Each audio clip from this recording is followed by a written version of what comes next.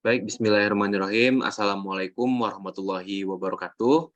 Waalaikumsalam warahmatullahi Waalaikumsalam warahmatullahi wabarakatuh. Salam sejahtera bagi kita semua. Alhamdulillahirrahmanirrahim. Puji syukur kita hadirkan kepada Tuhan Yang Maha Esa. Berkah limpahan rahmat dan karunia-Nya, kita dapat berkesempatan hadir dalam webinar Dunia Kerja Pertambangan Batubara dalam Perspektif K3 tahun 2022. Yang terhormat narasumber webinar kita hari ini, Bapak Fakhri Nur, Magister K3, Safety, Health and Environment Department Head, PT Fajar Anugrah Dinamika. Yang terhormat moderator webinar kita hari ini, Kak Jihan Faradisa, Magister K3, dosen Politeknik Aisyah Sumatera Barat. Dan yang kami hormati para peserta webinar Dunia Kerja Pertambangan Batubara dalam Perspektif K3 tahun 2022. Selamat pagi kepada Bapak, Ibu, dan teman-teman peserta webinar hari ini. Semoga Bapak, Ibu, dan teman-teman semuanya selalu diberi kesehatan dan dilancarkan segala urusannya. Amin, amin, ya robbal alamin. Nah, sebelum masuk ke sesi webinar ini, saya ingin memperkenalkan sedikit mengenai Klastero Educational, di mana Klastero Educational ini adalah layanan edukasi era digital dalam semua bidang pendidikan dengan fokus pada pengadaan jasa webinar, workshop, pelatihan, dan pembinaan. Klastero Educational ini memberikan peluang kepada peserta untuk upgrade skill, memperluas jaringan, menambah ilmu pengetahuan yang didapatkan melalui setiap kegiatannya. Dan juga acara webinar kita hari ini disponsori oleh Safety Training Institute, PT Cendekia Solusi Nusantara, dan Nabil Engineering Consulting. Mungkin sebelum sesi webinar kita mulai dan kita serahkan kepada moderator, mungkin kita say hi dulu nih kepada Kak Jihan selaku moderator hari ini. Halo Kak. Halo Zaki, selamat pagi. Oke, mungkin bagi teman-teman yang belum tahu, ini Kak Jihan Faradisa, Magister K3, moderator kita webinar hari ini, yang mana Kak Jihan ini lahir di Dumai 3 Desember tahun 1993. Pendidikan dari Kak Jihan itu yaitu S1 Ilmu Kesehatan Masyarakat Universitas Andalas, dan terakhir itu S2 Keselamatan dan Kesehatan dan Keselamatan Kerja Universitas Airlangga. Pekerjaan Kak Jihan saat ini itu adalah dosen K3 Politeknik Aisyah Sumatera Barat dan juga konsultan K3 di PT Cendekia Solusi Nusantara. Dan juga untuk para peserta webinar, jangan lupa disaksikan acara webinar ini sampai selesai, karena link absensi webinar akan diberikan pada akhir acara webinar kita. Mungkin untuk kajian, apakah sudah siap, Kak? Oke, untuk waktu dan tempat, Kak Jihan dipersilakan. Baik, terima kasih ya kepada Mas Zaki selaku host kita pada pagi hari ini yang telah memberikan kesempatan kepada saya untuk melanjutkan rangkaian acara pada pagi hari ini. Baiklah, pertama-tama marilah kita hadirkan puji syukur atas kehadiran Allah Subhanahu wa Ta'ala, Tuhan Yang Maha Esa yang telah memberikan kita karunia baik itu waktu maupun kesempatan untuk hadir di acara webinar Klastero Educational pada pagi hari ini. Dan izinkan saya juga untuk menyapa Bapak Ibu sekalian, rekan-rekan, teman sejawat, serta terima kasih atas kehadirannya, atas waktunya untuk hadir pada acara webinar Klastero. Selamat datang juga kepada Bapak Fakhri Nur yang telah bersedia menjadi narasumber ya pada pagi hari. Webinar Klastero Educational pada pagi hari ini akan membahas mengenai dunia K3 pertambangan batubara dalam perspektif keselamatan dan kesehatan kerja. Indonesia adalah salah satu produsen dan eksportir batubara terbesar di dunia. Dalam menjalankan kegiatan pertambangan batubara tidak terlepas dari adanya risiko kecelakaan kerja maupun penyakit akibat kerja. Untuk lebih lanjutnya, marilah kita simak pemaparan oleh narasumber kita, Bapak Fakhri Nur, MKKK. Sebelumnya, pada kesempatan ini, izinkan saya untuk membacakan CV beliau.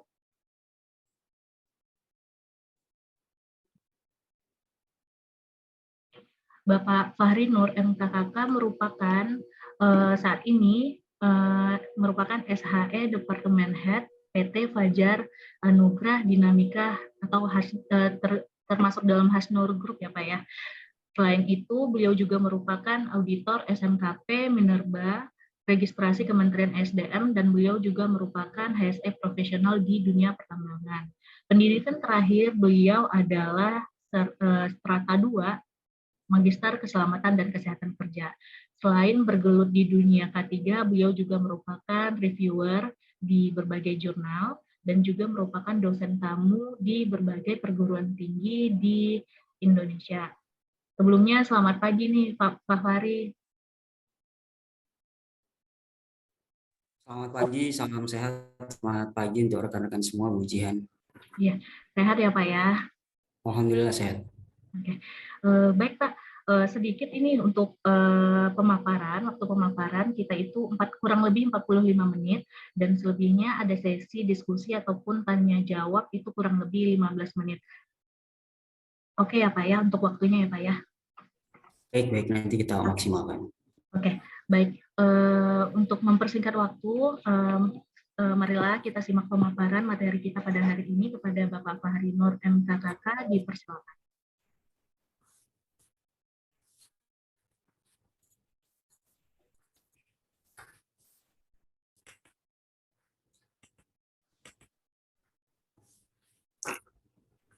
Baik, saya izin untuk share screen ya, Bu Jihan. Silakan Pak.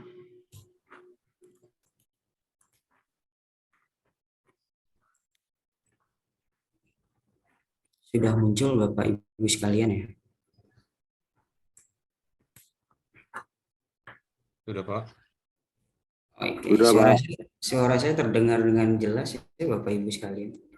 Jelas Pak. Oke, baik. Jelas, Pak.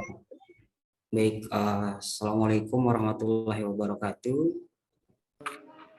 Selamat pagi dan salam sejahtera untuk kita semua.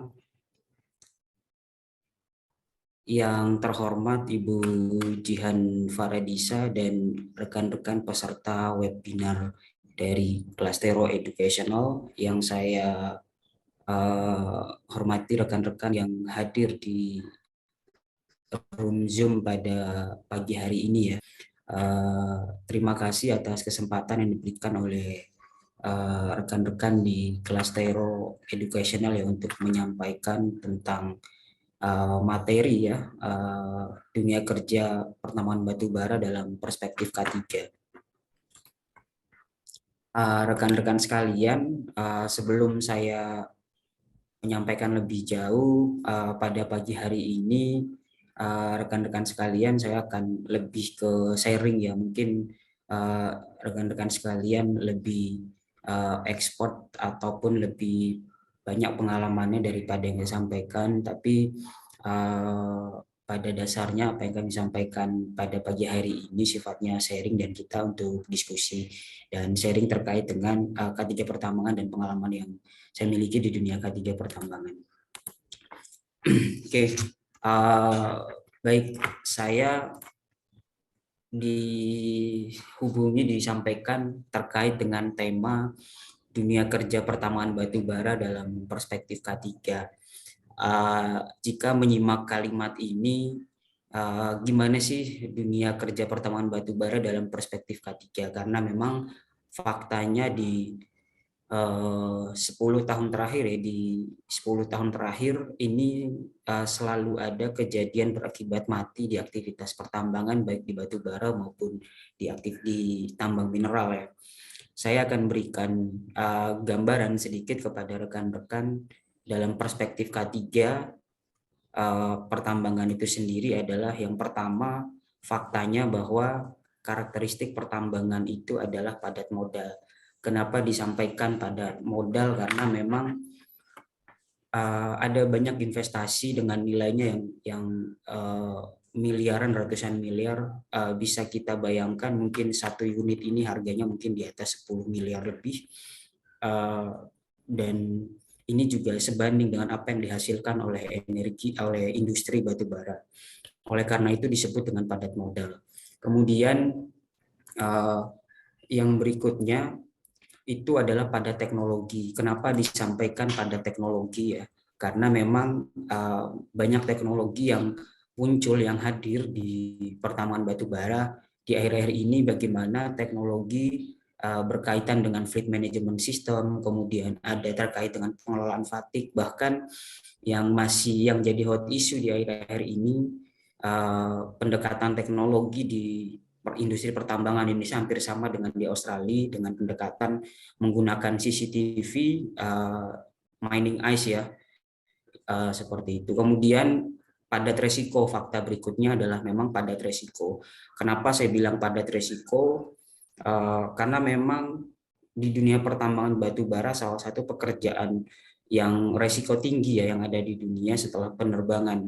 Kemudian fakta berikutnya terkait dengan karakteristik pertambangan adalah mengubah bentang alam. Sebagai insan pertambangan, faktanya memang secara konsep bahwa pertambangan adalah mengubah bentang alam, tapi memang perspektif yang muncul di luar insan pertambangan bahwa pertambangan adalah merusak alam, tapi sebenarnya mengubah bentang alam yang tadinya lembah jadi gunung, yang tadinya gunung jadi lembah dan dikelola kembali, mengembalikan fungsinya sesuai dengan aslinya ya, tapi dengan mengubah bentang alam. Saya akan lebih banyak membahas ke fakta karakteristik pertambangan terkait dengan padat resiko ya di dalam perspektif K3.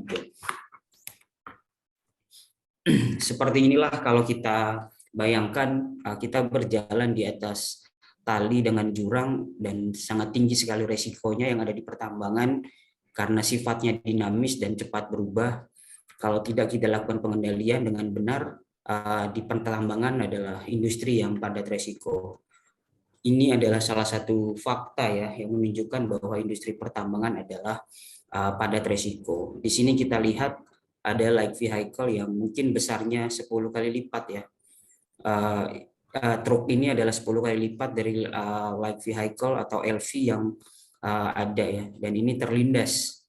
Ini salah satu fakta yang cukup miris di pertambangan bahwa kejadian seperti ini bisa terjadi dan resikonya sangat tinggi sekali. Secara singkat, kenapa ini bisa terjadi? Kronologisnya ya, jadi saat unit LV ini berhenti di tepi disposal ya, dan yang bersangkutan drivernya menelpon ya, dan kemudian datang dari arah berlawanan arah belakang haul dump truck ya, berbelok menuju disposal dan melewati sisi kanan LV yang sedang berhenti, dan driver tidak menyadari bahwa tayar belakang melindas ya light vehicle atau LV yang ada gitu. Bayangkan Bapak Ibu sekalian, bannya haul dump truck ini hanya sepertiga ya, hanya sepertiga dari tinggi bannya. Dan ini diatur memang di pertambangan bahwa kita tidak bisa berhenti sembarangan, kita harus punya aturannya di mana kita harus berhenti gitu, karena memang sekali lagi saya sampaikan di awal bahwa industri pertambangan ini padat resiko. Ini adalah fakta berikutnya bahwa industri pertambangan ini adalah padat resiko. Di sini ada kecelakaan ya yang tampil di slide, kecelakaan yang terjadi di aktivitas pengangkutan batu bara ya, dari pit ya menuju ke pelabuhan, dan bisa dibayangkan hal ini terjadi ya, dan kita lihat di kursor saya ini bentuk kabinnya sudah tidak terbentuk gitu, bagaimana orang yang ada di dalam unit tersebut yang mengoperasikan. Kemudian hal-hal seperti ini sangat mungkin terjadi di industri pertambangan jika resiko yang ada, jika bahaya yang ada tidak kita lakukan pengendalian. Kenapa itu bisa terjadi ya?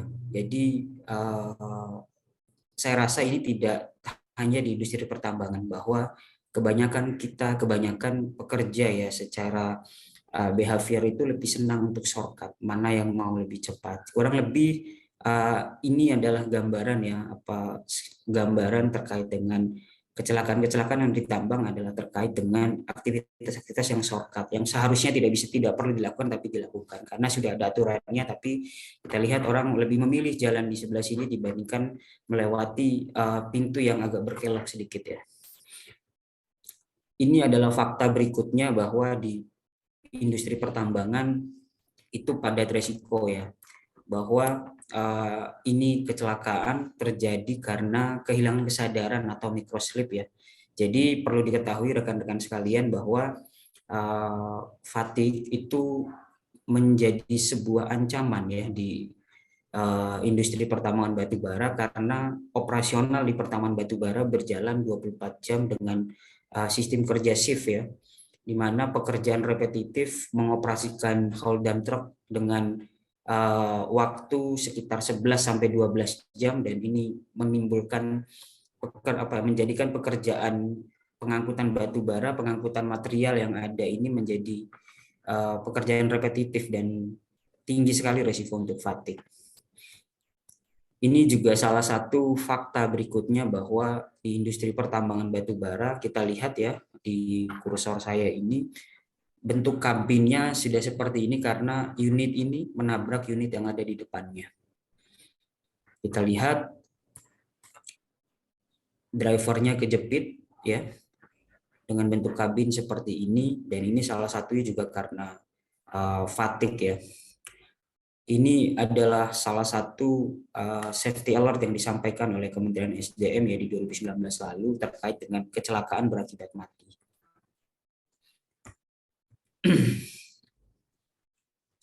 Ya, sama seperti yang saya sampaikan sebelumnya dari beberapa kecelakaan, bahwa kebanyakan ya itu lebih memilih shortcut ya terkait dengan pekerjaan yang seharusnya pekerjaan sudah ada sesuai dengan prosedur, tapi lebih memilih biar cepat dan seterusnya ya.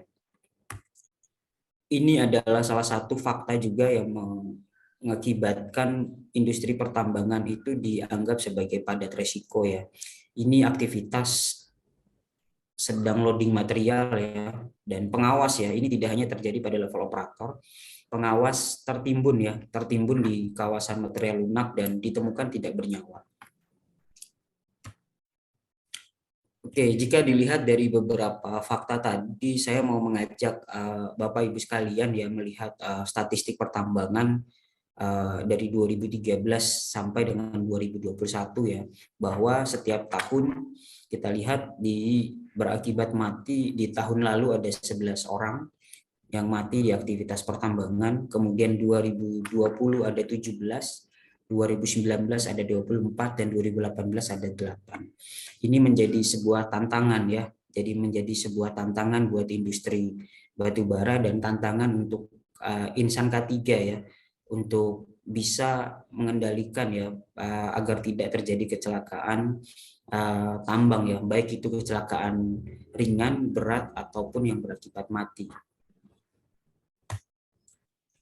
Oke, rekan-rekan sekalian, itu adalah fakta dan secara statistik kenapa gambaran awal ya, perspektif K3, dunia pertambangan dalam perspektif K3, bahwa saya sampaikan tadi bahwa industri pertambangan adalah padat resiko. Fakta-fakta tersebut, jadi kita ini harus gimana gitu sebagai insan K3, insan pertambangan, yang harus kita lakukan itu harus seperti apa. Sebelum lebih jauh ya rekan-rekan sekalian, mungkin secara general saya akan sampaikan bisnis proses di pertambangan, karena dalam konsep K3 ketika kita melakukan identifikasi bahaya dan melakukan penilaian serta pengendalian risiko, kita harus tahu dulu prosesnya. Kenapa terjadi kecelakaan tabrakan antar unit, kemudian ada pengawas yang longsor, pengawas yang tertimbun dengan longsor, kemudian ada unit yang unit haul dump truck yang menabrak LV ya.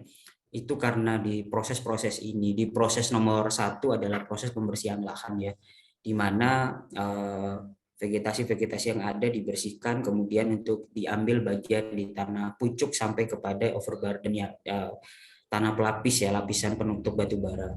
Aktivitas nomor 1, 2, dan 3 ini sampai dengan nomor 5 ya, ini ada kaitannya dengan interaksi antara manusia, antara alat ya, dengan metode. Jika salah satu saja tidak sesuai dengan apa yang seharusnya, bisa terjadi kecelakaan ya.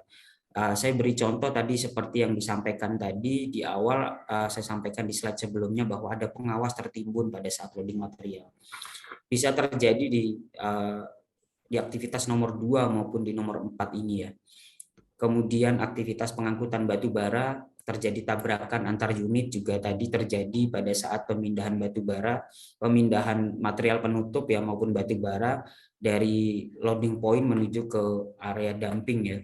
Dan itu ada interaksi antara peralatan manusia ya dan dengan metode. Secara general prosesnya adalah ada pembersihan lahan, ada pemindahan tanah ya, tanah penutup nomor 2 dan nomor 3 ini adalah satu bagian proses. Dari nomor 4 ke nomor 5 itu ada aktivitas travel ya, aktivitas pengangkutan material dan dibuang ke area disposal atau material ke area yang ditentukan untuk lapisan tanah penutup. Kemudian nomor 7 juga adalah pengangkutan batu bara dari pit ya menuju ke tempat penyimpanan batu bara sementara. Kemudian ada pengangkutan batu bara dari CPP kepada dari port. Oke, baik rekan-rekan sekalian, ada muncul pertanyaan, kenapa bisa terjadi kecelakaan? Ya, jawabannya karena tadi di setiap proses tadi mengandung resiko ya, karena saya bilang tadi bahwa ada interaksi antara manusia, ada interaksi antara alat, ada dengan metode. Kemudian saya ingin mengajak Bapak Ibu sekalian untuk mengetahui dulu ya sekilas terkait dengan dasar hukum di pertambangan. Di awal ya di dasar hukum pertambangan tentu di K3 ada turunannya dari peraturan pengelolaan keselamatan pertambangan, turunannya dari Undang-Undang Nomor 1 Tahun 70 ya. Kemudian terkait dengan K3 secara garis besar mungkin akan saya highlight terkait dengan Permen SDM Nomor 26 Tahun 2018 dan Kepmen SDM 1827 ya dan Kep Dirjen 185. Dari dasar hukum ini kemudian dan digabung menjadi dengan karakteristik pertambangan yang disampaikan tadi, padat modal, padat teknologi, padat resiko, dan konsep akademis pengelolaan keselamatan pertambangan, disinilah menjadi dasar dilakukan pengelolaan keselamatan di dalam pertambangan. Jika turunan dilihat dari Undang-Undang Dasar 1945, ini adalah turunan kenapa muncul pemerintah sebagai regulator itu mengatur terkait dengan keselamatan pertambangan ya. Turunan dari Undang-Undang 45 dari pasal 27 ayat 2 ya. Undang-Undang pasal 45 33 ayat 2 turun kepada Undang-Undang Minerba sampai kepada tentang keselamatan pertambangan di Kepmen SDM nomor 1827 terkait dengan pedoman kaidah teknik pertambangan yang baik. Secara garis besar ya dari dasar hukum tadi saya rangkum menjadi 3 ya yang paling terkait dengan aktivitas di pertambangan. Yang pertama adalah tadi saya sampaikan terkait dengan Permen SDM nomor 26 tahun 2018 di mana di peraturan menteri ini terkait dengan pelaksanaan kaidah pertambangan yang baik dan pengawasan pertambangan mineral batu bara. Diturunkan lagi ke dalam keputusan menteri terkait dengan pedoman pelaksanaan kaidah teknik pertambangan yang baik, dan ini adalah menjadi panduan ya dari aktivitas pertambangan, dan diturunkan lagi ke dalam petunjuk teknis pelaksanaan keselamatan pertambangan dan pelaksanaan penilaian dan pelaporan SMKP Minerba. Rekan-rekan sekalian, saya akan membawa rekan-rekan sekalian ke dalam pembahasan pengelolaan keselamatan pertambangan ya. Dari resiko yang saya sampaikan di awal tadi, saya ingin membawa rekan-rekan semua ke dalam pelaksanaan keselamatan pertambangan dan keselamatan pengelolaan dan pemurnian mineral batu bara ya, yang ada di lampiran 1 di Kep Dirjen 185. Ini secara definisi ya, keselamatan pertambangan itu adalah segala kegiatan yang meliputi pengelolaan keselamatan dan kesehatan kerja pertambangan dan keselamatan operasional pertambangan. Jadi di dalam pertambangan terdapat 2 istilah ya. Terdapat 2 istilah, yaitu ada K3 pertambangan dan ada KO pertambangan. Jika keselamatan dan kesehatan kerja pertambangan itu adalah segala kegiatan ya untuk menjamin dan melindungi pekerja tambang agar selamat dan sehat melalui pengelolaan keselamatan kerja, kesehatan kerja, lingkungan kerja, dan sistem manajemen keselamatan pertambangan. Yang akan kita bahas mungkin dalam sesi sharing kita pada pagi hari ini terkait dengan keselamatan kerja, kesehatan kerja, dan lingkungan pertambangan. Seperti saya sampaikan tadi bahwa di pertambangan ada K3 dan KO, ya. Kita akan membahas terkait dengan K3 pertambangan. Jadi di dalam K3 pertambangan, ada keselamatan kerja, kesehatan kerja, lingkungan kerja, dan lingkungan dan SMKP Minerba. Lingkungan kerja ini berbeda dengan lingkungan hidup, ya. Karena di lingkungan kerja lebih membahas kepada aspek industrial hygiene, ya. Baik, saya lanjut. Saya ingin memulai dengan pengelolaan keselamatan pertambangan. Berdasarkan Kepdirjen 185,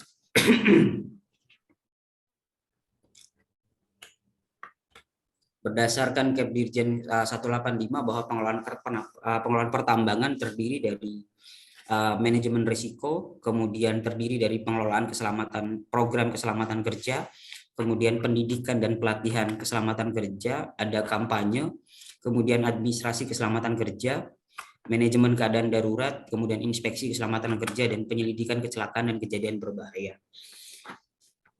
Saya mulai dari pembahasan yang pertama, ya, terkait dengan manajemen risiko. Sebentar, karena dalam memulai pekerjaan, ya, dalam perspektif K3 tentu kita harus melakukan identifikasi, kita harus melakukan manajemen risiko. Dari manajemen risiko itu turun menjadi ke dalam program-program keselamatan, kemudian program pendidikan dan pelatihan, sampai kepada penyelidikan kecelakaan dan kejadian berbahaya jika ada kecelakaan. Saya ingin memulai ke dalam manajemen risiko, ya, rekan-rekan sekalian. Jadi dalam keselamatan pertambangan, di manajemen risiko bahwa perusahaan, ya, itu wajib menyusun dan menetapkan prosedur manajemen risiko. Ada banyak, ya, istilah terkait dengan manajemen risiko. Ada yang HIRA, ada HIRA DC, ada IBPR, ya. Secara konsep sama, mungkin hanya beda istilah saja, ya. Kemudian dan manajemen risiko harus disusun terintegrasi dengan sistem manajemen perusahaan dan menyesuaikan dengan bisnis proses. Kenapa seperti itu? Karena harus menyesuaikan dengan bisnis proses. Ketika di bisnis proses kita ada aktivitas di pertambangan, mulai dari aktivitas pembersihan lahan, ya, seperti sampaikan di awal tadi, sampai kepada pengangkutan batu bara. Di setiap aktivitas itu harus dilakukan manajemen risiko, sampai kepada aktivitas-aktivitas support, ya, di pertambangan. Tentu tidak hanya ada aktivitas saya sampaikan tadi, ya, ada aktivitas-aktivitas lain seperti maintenance peralatan, bahkan aktivitas pekerjaan sipil, ya, proses pembangunan infrastruktur juga menjadi bagian yang harus dilakukan manajemen risiko. Dalam manajemen risiko ini, yang pertama adalah tentu kita harus melakukan penetapan konteks, kita harus melakukan komunikasi dan konsultasi. Kenapa kita harus melakukan komunikasi dan konsultasi? Saya ingin memberikan satu gambaran kepada rekan-rekan kenapa pentingnya komunikasi dan konsultasi risiko.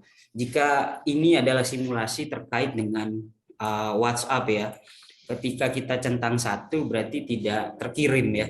Kalau centang 2 tapi belum warna biru, terkirim tapi belum dibaca. Kalau centang 2 dan sudah warna biru, sudah terkirim dan sudah dilihat, ya, sudah dibaca. Nah, di proses manajemen risiko juga sama, Bapak Ibu sekalian, bahwa proses penyusunan manajemen risiko itu harus dikomunikasikan kepada pihak-pihak terkait. Siapa saja itu yang harus dikomunikasikan, mulai dari level paling tinggi yang terlibat di bisnis proses tersebut, misalnya di departemen produksi ataupun plant, mulai dari pimpinan departemen, mulai dari level manager sampai kepada superintendent, dep head, kepada section head, kepada group leader ataupun foreman, sampai kepada operator. Karena proses komunikasi dan konsultasi risiko ini menentukan arah penilaian risiko dan identifikasi seperti apa.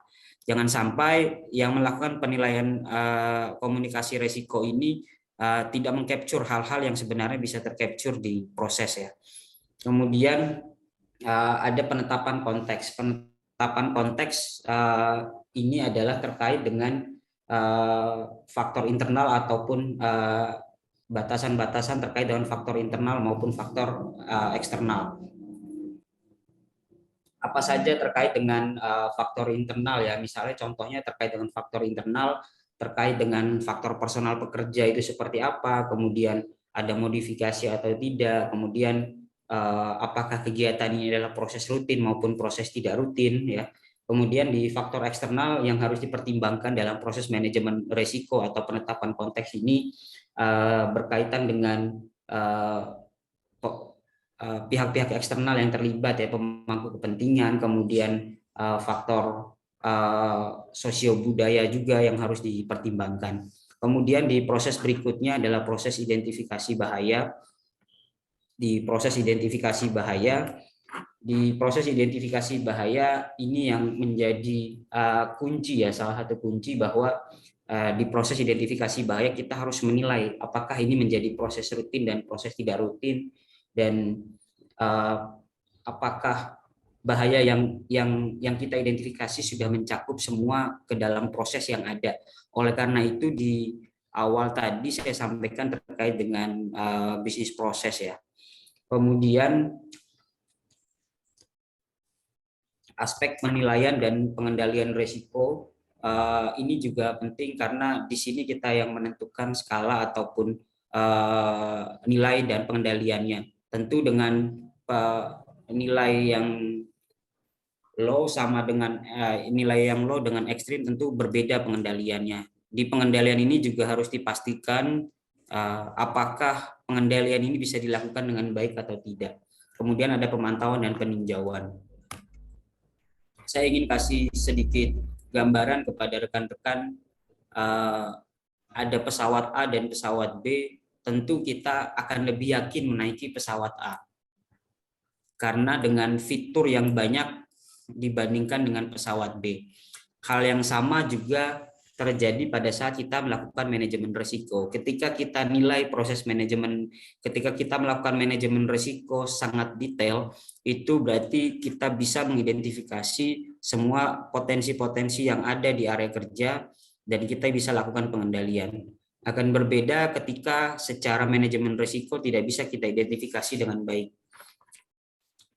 Baik, secara keseluruhan bahwa interaksi antara komunikasi dan konsultasi sampai kepada proses tinjauan adalah seperti ini, bahwa di setiap proses adalah ada proses komunikasi dan konsultasi di penetapan konteks, identifikasi risiko, analisa risiko, evaluasi risiko, dan penanganan risiko. Karena di setiap proses ini harus dikomunikasikan agar istilahnya manajemen risiko itu bisa dijalankan kalau telah diketahui atau dikomunikasikan kepada semua pemangku kepentingan atau yang terlibat di proses bisnis tersebut. Kemudian yang berikutnya adalah terkait dengan program keselamatan kerja.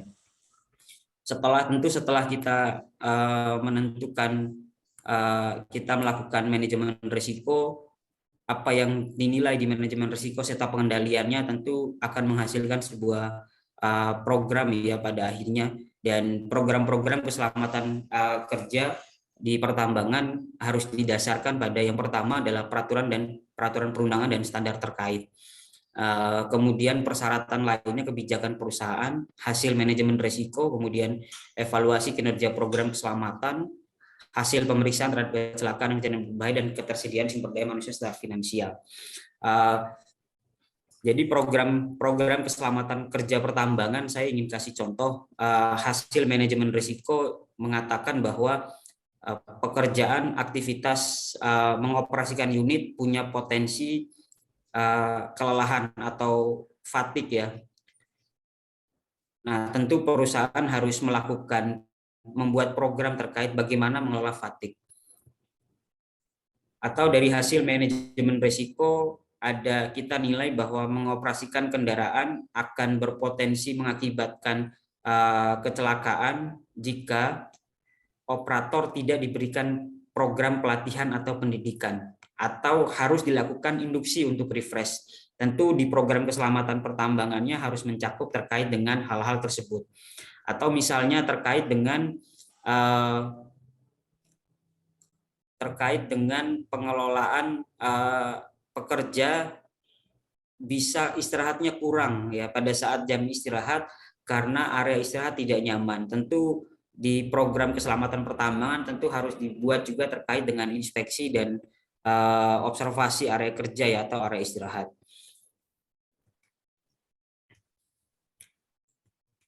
Kemudian saya lanjut kepada program pendidikan dan pelatihan keselamatan kerja. Program pendidikan dan pelatihan keselamatan kerja ini diberikan sesuai dengan kebutuhan berdasarkan hasil identifikasi pimpinan perusahaan ya, tentu mengacu kepada based on pemenuhan peraturan perundangan. Dalam proses pendidikan dan pelatihan ini ada proses pengumpulan data dan informasi. Kenapa proses pengumpulan data dan informasi ini dilakukan? Karena untuk program pendidikan dan pelatihan keselamatan kerja, kita harus identifikasi pekerjaan apa saja yang ada dan identifikasi pekerja. Jadi profil-profil pekerjaan dan profil pekerja itu diperlukan untuk melakukan pendidikan dan pelatihan keselamatan kerja. Jika sudah mengidentifikasi pekerjaan dan identifikasi pekerja, kita harus menyusun analisa kebutuhan pendidikan dan pelatihan atau training need analysis. Nah, jadi misalnya saya kasih gambaran ya. Jadi level operator, misalnya operator A2B, yang bersangkutan identifikasi pekerjaannya adalah pengangkutan batu bara dan pekerjanya adalah butuh operator A2B. Di turunannya ya, jadi di turunannya dari program pendidikan pelatihan bahwa perusahaan-perusahaan ya kita itu punya job desk, ada job description. Di job deskripsi itu tertuang kompetensi-kompetensi apa yang dibutuhkan. Misalnya yang bersangkutan harus mempunyai pelatihan terkait pengoperasian eskavator.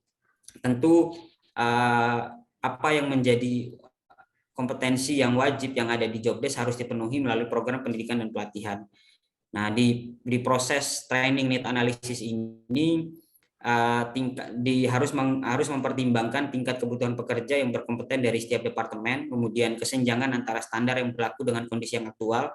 Kesenjangan antara standar yang berlaku dengan kondisi aktual ini seperti saya sampaikan tadi, yang seharusnya misalnya operator harus memiliki pelatihan pengoperasian kendaraan dan unit, dan itu belum ada. Itu yang harus kita lakukan program pendidikan dan pelatihan sesuai dengan training need analysis. Kemudian di pelaksanaan pendidikannya ini mencakup kegiatan off the job maupun on the job ya.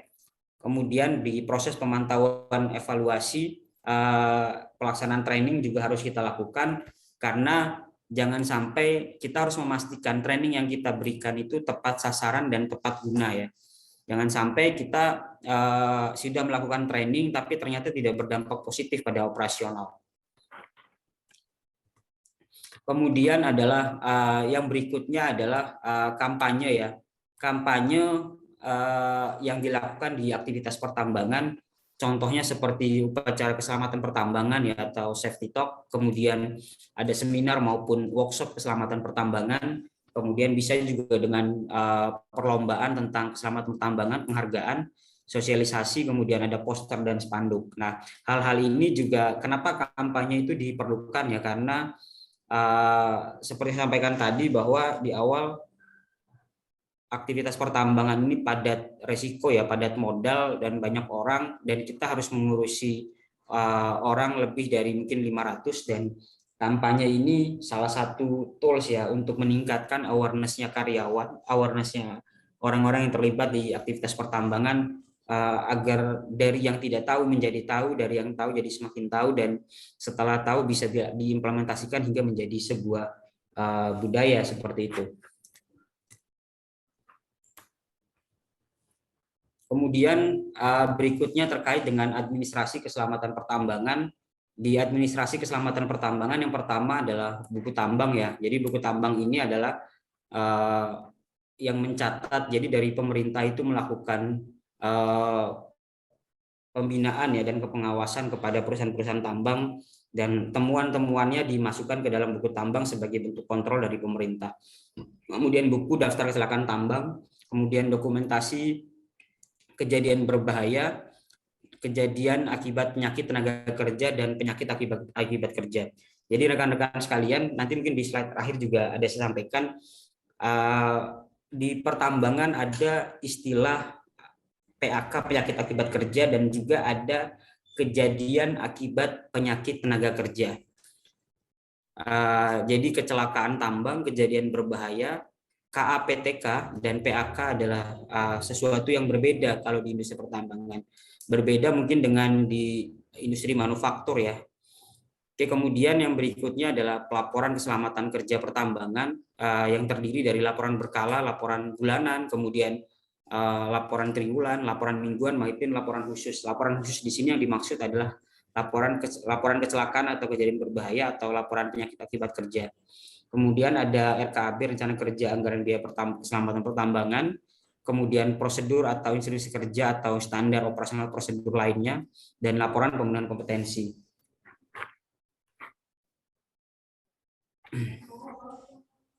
Kemudian yang berikutnya adalah manajemen keadaan darurat. Manajemen keadaan darurat setidak-tidaknya ya harus mencakup ke 5 proses ini ya, di mana ada proses identifikasi dan penilaian potensi keadaan darurat, kemudian pencegahan keadaan darurat, kemudian kesiapsiagaan keadaan darurat, respon keadaan darurat, dan pemulihan keadaan darurat.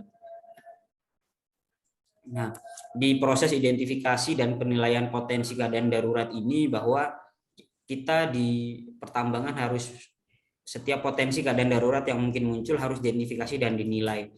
Contohnya misalnya seperti kecelakaan ya atau kejadian berbahaya, atau seperti misalnya banjir bandang atau sungai meluap ya. Kemudian pencegahan keadaan darurat, program pencegahan keadaan disusun dan dilaksanakan sesuai dengan hasil identifikasi potensi keadaan darurat. Kemudian kesiapsiagaan keadaan darurat ya. Ini adalah penanggulangan keadaan darurat yang direncanakan sesuai dengan tingkatan atau kategori keadaan yang sudah diidentifikasi. Kemudian ada respon keadaan darurat dan pemulihan keadaan darurat. Yang berikutnya adalah inspeksi keselamatan pertambangan ya. Rekan-rekan sekalian, Bapak Ibu sekalian, bahwa inspeksi itu adalah merupakan suatu kegiatan yang dilakukan dalam rangkaian pemeriksaan ya, pemeriksaan, kemudian pengawasan dan pengendalian terhadap penyimpangan-penyimpangan baik itu kondisi tidak aman dan tindakan tidak aman. Ini yang dilakukan pada saat inspeksi. Jadi kita melakukan pemeriksaan ya, pengawasan dan pengendalian terhadap penyimpangan-penyimpangan baik itu unsafe action maupun unsafe condition. Kemudian inspeksi keselamatan kerja di setiap hari kerja dan kegiatan, karena kenapa ini harus dilakukan? Seperti yang sampaikan tadi bahwa kita harus memastikan apakah area kerja yang ada aktivitas operasi itu kondisi tidak aman itu minim atau bahkan tidak ada atau memang banyak. Jika memang banyak kondisi tidak aman maupun tindakan tidak aman, tentu harus dilakukan pengendalian. Jangan sampai kondisi tidak aman dan tindakan tidak aman itu jadi faktor penyebab kecelakaan. Di tahapan inspeksi keselamatan kerja yang itu meliputi perencanaan inspeksi ya. Ada persiapan inspeksi, pelaksanaan inspeksi, kemudian rekomendasi dan tindak lanjut hasil inspeksi, evaluasi inspeksi, dan laporan penyebarluasan hasil inspeksi. Di keenam proses ini penting ya rekan-rekan sekalian, Bapak Ibu sekalian, bahwa kita harus melakukan inspeksi tidak hanya sekedar inspeksi untuk memenuhi kewajiban, tapi harus menghasilkan suatu output yang menghasilkan rekomendasi dan tindakan perbaikan ya, tindak lanjut, dan jangan sampai hanya dilakukan inspeksi tapi tidak diberikan rekomendasi dan tindak lanjut hasil inspeksi, karena secara konsep ya mungkin rekan-rekan sekalian, Bapak Ibu sekalian, orang K3, orang safety memang harus memastikan kondisi operasional berjalan dengan baik ya. Diimplementasikan standar dan prosedur diimplementasikan ya dalam perspektif K3. Jika kita menemukan kondisi tidak aman, memang kita harus melakukan stop aktivitas, tapi tidak hanya sampai di situ. Karena kalau aktivitas itu di stop, itu tidak ada operasional, tapi tidak hanya berhenti sampai di stop aktivitas, kita harus memberikan rekomendasi. Pak, solusinya seperti ini, Pak. Bapak harus melakukan ini, lakukan pengendalian ini. Ya, jadi hierarki pengendalian harus kita mainkan pada saat inspeksi. Ini adalah objek-objek yang diinspeksi ya. Jadi 4M 1E ya, itu mesin, metode, material, dan lingkungan kerja. Kemudian yang berikutnya adalah proses penyelidikan kecelakaan dan kejadian berbahaya. Jika dilihat dari definisinya bahwa penyelidikan dan investigasi itu adalah merupakan kegiatan penyelidikan ya dengan mencatat dan atau merekam fakta melalui peninjauan, percobaan dengan tujuan memperoleh jawaban atas pertanyaan ya tentang peristiwa, sifat atau khasiat suatu zat.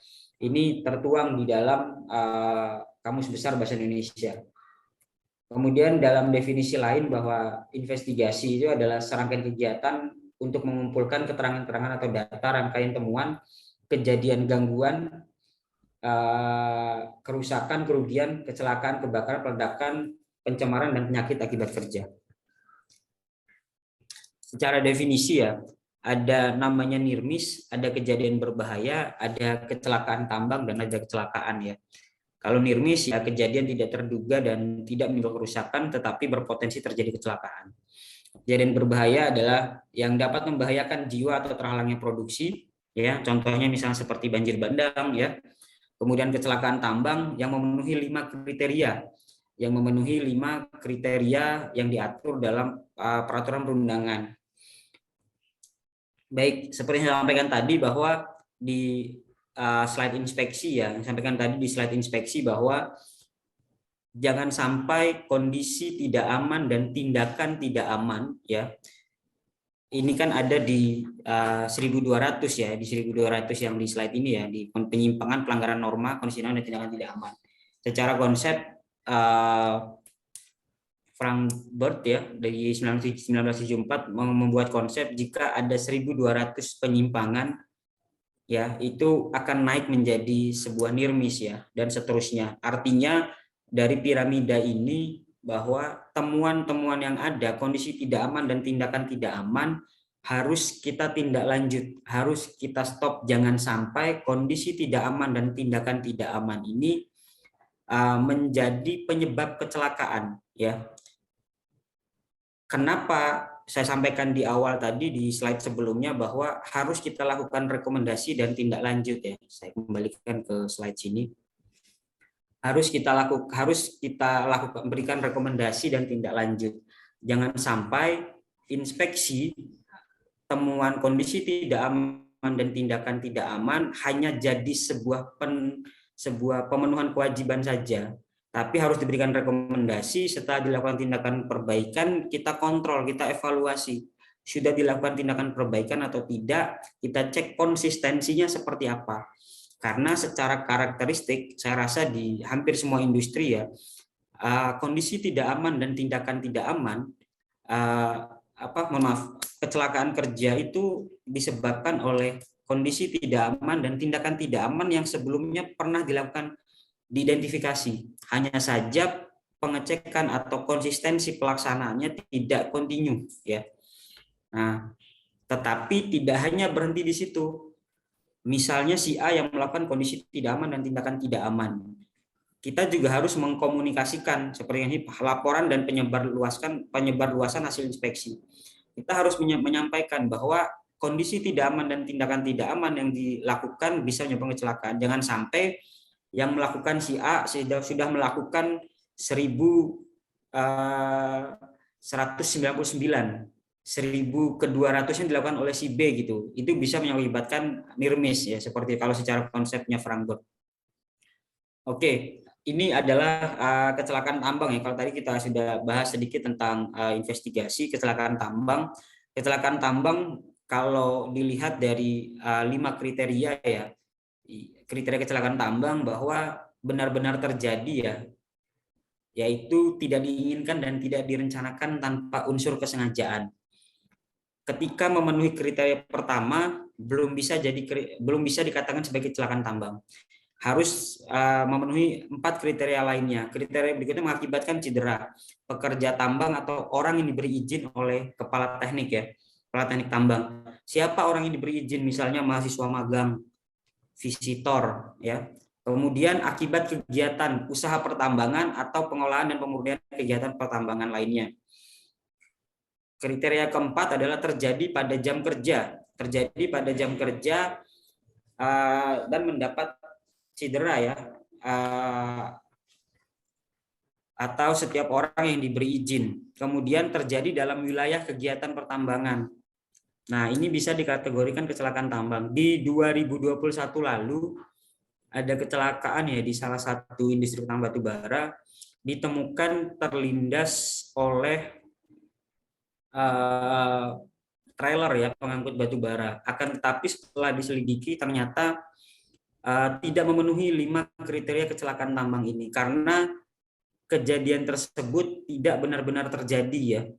Jadi perbuatan tersebut adalah benar-benar direncanakan gitu kalau hasil penyelidikannya. Jadi tidak memenuhi kategori kecelakaan tambang karena ada unsur ada unsur bunuh diri gitu.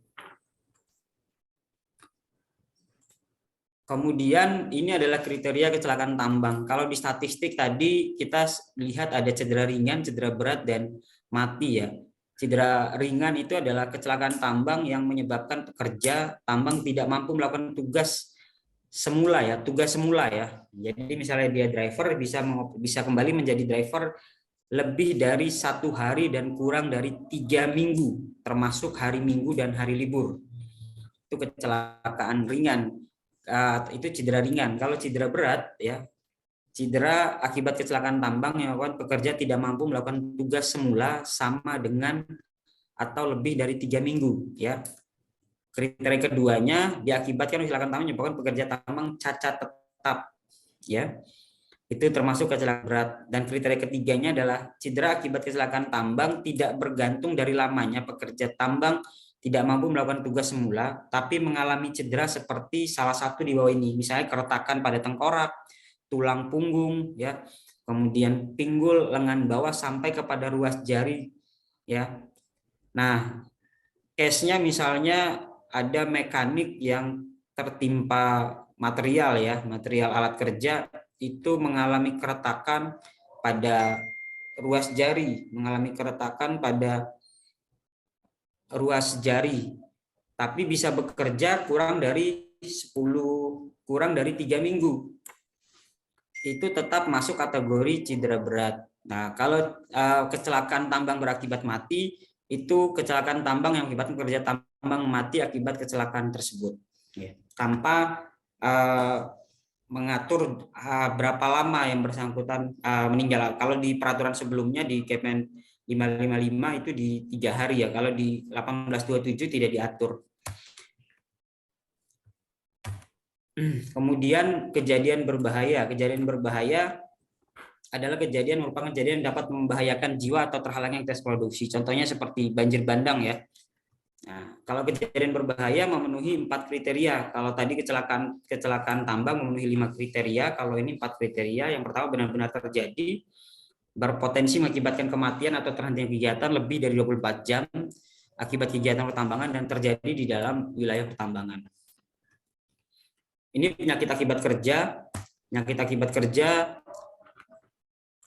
yang disebabkan oleh pekerjaan atau lingkungan ya pada saat aktivitas pertambangan kalau sesuai dengan Perpres Presiden nomor 7 tahun 2019.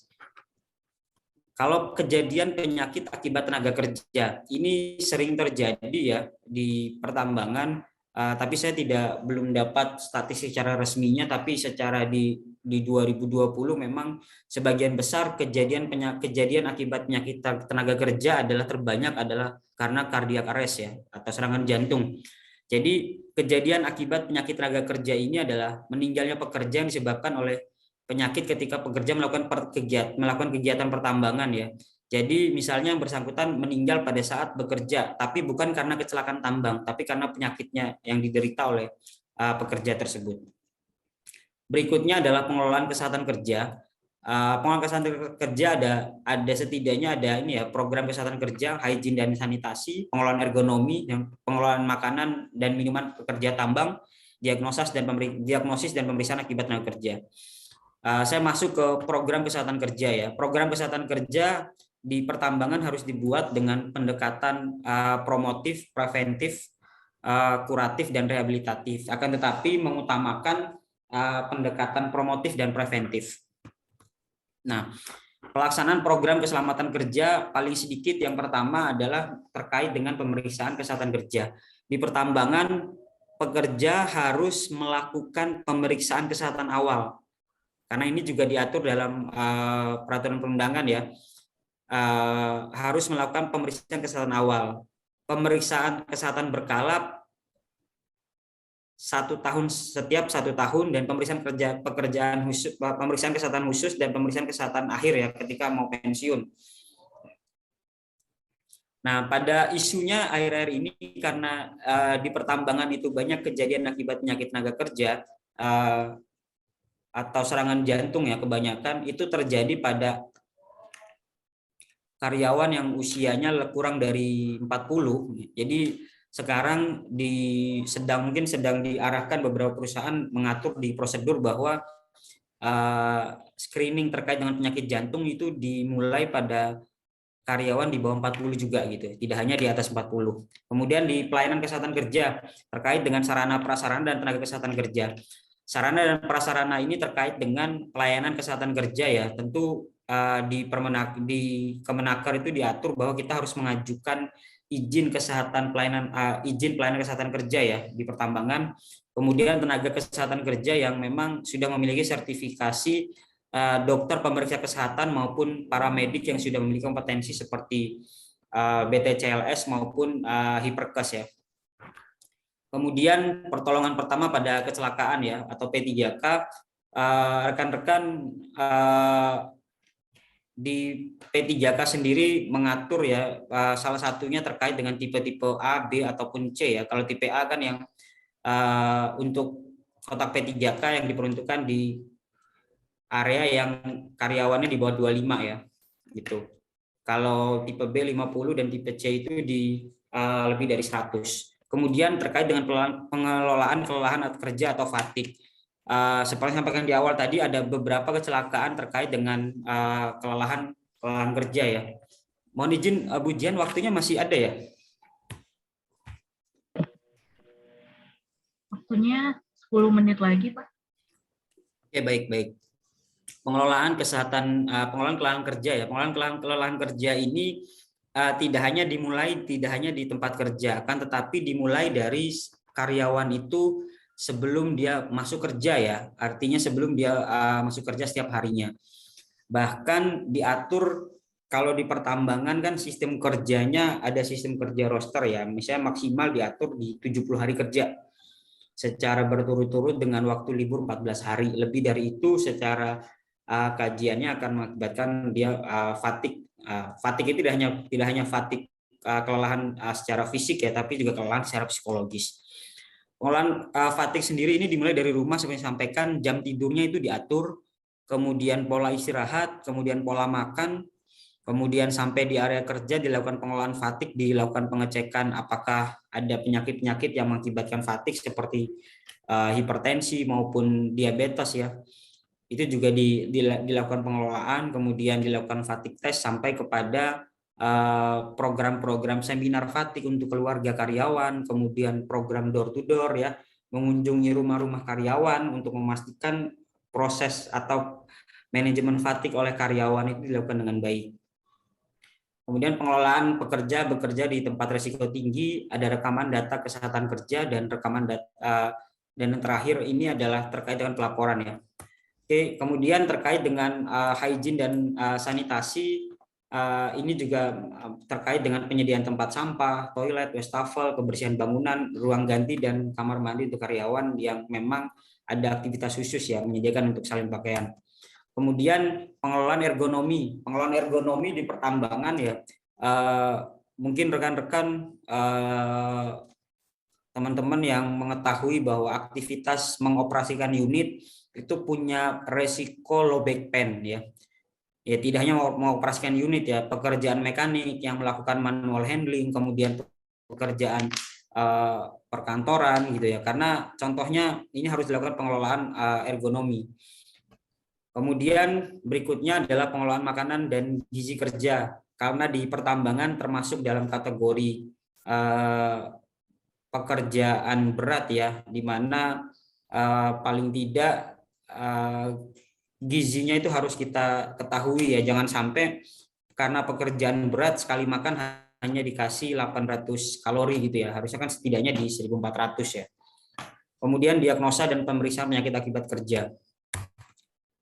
Kemudian terkait dengan pengelolaan lingkungan kerja ya, pengelolaan lingkungan kerja dalam melakukan pengelolaan lingkungan kerja, perusahaan pertambangan itu harus menunjuk petugas hygiene industri ya, kemudian melakukan verifikasi, melakukan identifikasi bahaya, melakukan manajemen risiko ya, menyusun dan menetapkan pendokumentasian lingkungan kerja, mensosialisasikan, menerapkan prosedur dan melaksanakan pengukuran lingkungan kerja sesuai dengan ketentuan dan standar yang berlaku. Apa saja sih yang ada di program lingkungan kerja ya? Ini adalah terkait dengan pengolahan debu ya, karena di pertambangan risiko debu itu juga sangat tinggi ya, karena aktivitas pengangkutan baik material penutup maupun batu bara akan menghasilkan debu, dan pengendaliannya salah satunya dengan proses penyiraman.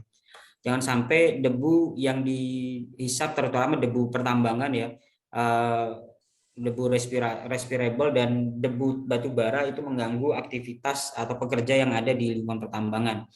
Pengelolaan kebisingan, kalau kita lihat alat-alat berat yang ada di pertambangan menghasilkan kebisingan, jika mungkin di doser saja, doser yang tipe 85 itu menghasilkan kebisingan sekitar 124 sampai 140 desibel.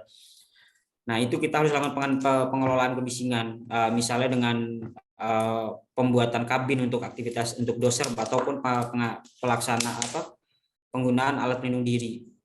Kemudian pengelolaan getaran ya, alat berat juga seperti itu ya. Ada pengelolaan pencahayaan, aktivitas di pertambangan karena berlangsung 24 jam. Di malam hari aktivitas harus benar-benar dipastikan sesuai dengan standar yang ada. Misalnya di front loading harus 30 desibel atau 30 lux atau 20 lux di area disposal, kemudian di area workshop, di area pekerjaan perbaikan harus 300 lux misalnya seperti itu. Kemudian pengelolaan kualitas dan kuantitas udara, terutama yang ada di area office ya, terkait dengan iklim kerja, kemudian kelembapan ya. Kemudian pengelolaan radiasi, seperti karena di pertambangan ada aktivitas pengelasan ya. Tempo hari di area kerja kami itu dilakukan pengukuran jadi kami minta kepada weldernya untuk menyaksikan langsung. Ketika menggunakan topeng las itu radiasinya 0. Ketika tidak menggunakan topeng las kita ukur di 400 ya satuannya, di 400, dan itu memberikan pemahaman kepada welder bahwa penggunaan APD itu penting gitu. Jangan sampai paparan radiasi itu menjadi penyebab penyakit akibat kerja kepada welder atau teman-teman yang melakukan pengelasan. Kemudian pengelolaan faktor kimia ya, terkait dengan PB maupun benzen ya, karena aktivitas penggunaan fuel maupun oli juga ada di aktivitas pertambangan ya. Kemudian pengelolaan faktor biologi seperti pengukuran vektor, kemudian pengukuran sanitasi ya, dan contohnya seperti kayak pengukuran vektor jumlah nyamuk, lalat, kemudian tikus ya di area pertambangan gitu ya, itu juga dilakukan pengukuran. Kemudian pengelolaan kebersihan lingkungan kerja kaitannya dengan aspek sanitasi tadi ya. Dalam konsepnya pengelolaan lingkungan kerja dilakukan dengan cara antisipasi, pengenalan, evaluasi, dan pengendalian lingkungan kerja ya, atau mungkin kalau di industrial hygiene kita kenal dengan ARAP ya. Yang berikutnya mungkin ini terkait dengan SMKP Minerba ya. Di SMKP Minerba, jadi pengelolaan keselamatan pertambangan tadi, K3 pertambangan sudah terkait dengan pengelolaan keselamatan pertambangan, kemudian pengelolaan kesehatan pertambangan, kemudian pengelolaan lingkungan pertambangan. Yang terakhir adalah SMKP Minerba. SMKP Minerba sistem manajemen keselamatan pertambangan ini terdiri dari 7 elemen ya. Mungkin saya tidak akan bahas secara khusus, tapi mungkin secara garis besar saja. bahwa di setiap aktivitas pertambangan tentu implementasi pelaksanaannya, sistem manajemennya harus dilakukan pengukuran ya, dengan ya implementasinya seperti apa. SMKP mungkin agak berbeda sedikit dengan SMK 3 ya, karena kalau SMK 3 secara general untuk industri, tapi di pertambangan lebih spesifik yang dikhususkan untuk di aktivitas di pertambangan. Terkait yang elemen pertama terkait dengan kebijakan, kemudian elemen kedua di perencanaan, elemen ketiga organisasi dan personil, elemen keempat ada implementasi, elemen kelima pemantauan hasil dan tindak lanjut, elemen keenam dokumentasi dan tinjauan manajemen dan peningkatan kinerja. Jadi saya rasa dengan sistem manajemen yang lain ya, kalau ISO 45001 maupun yang lain maupun SMK 3 secara konsep hampir sama, cuman memang lebih spesifik ya, di mana dimulai dari kebijakan. Kenapa dimulai dari kebijakan? Karena jangan sampai karena program K3 atau program keselamatan di perusahaan itu kan tergantung dengan arah kebijakan dari perusahaan itu sendiri. Ya. Kemudian di aspek perencanaan, kemudian organisasi dan personil ya. Di organisasi dan personil ini diatur terkait dengan bagaimana kompetensi pekerja, struktur organisasi, termasuk dengan pemenuhan kompetensinya ya, yang tadi kita bahas sedikit terkait dengan matriks kompetensi maupun di training need analysis. Kemudian di elemen implementasi tadi kita sudah bahas ya terkait dengan aspek keselamatan pertambangan, dan disinggung sedikit mungkin tadi saya menyampaikan terkait dengan keselamatan operasi ya.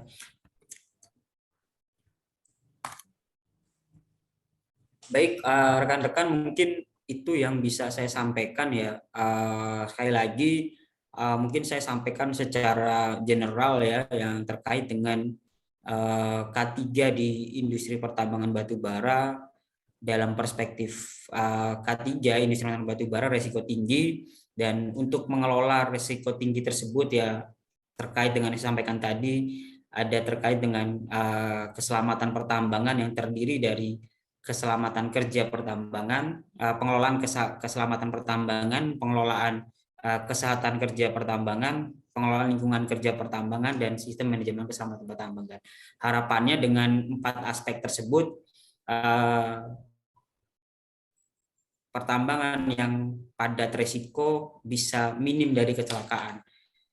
Upaya-upaya tersebut yang harus dilakukan oleh insan-insan pertambangan ataupun teman-teman yang nantinya akan terjun di dunia pertambangan. Kurang lebihnya dari saya itu yang bisa saya sampaikan, Bu Jihan dan Bapak Ibu sekalian. Saya akhiri, Assalamualaikum warahmatullahi wabarakatuh. Saya kembalikan kepada Bu Jihan. Terima kasih. Waalaikumsalam warahmatullahi wabarakatuh. Terima kasih Pak Fahri yang sudah mengupas tuntas ya mengenai dunia perkembangan batubara dalam perspektif K3. Nah, kali ini kita buka sesi tanya jawab, diskusi. Bagi yang mau bertanya silakan, boleh langsung, boleh melalui kolom chat. Silakan bagi yang mau bertanya.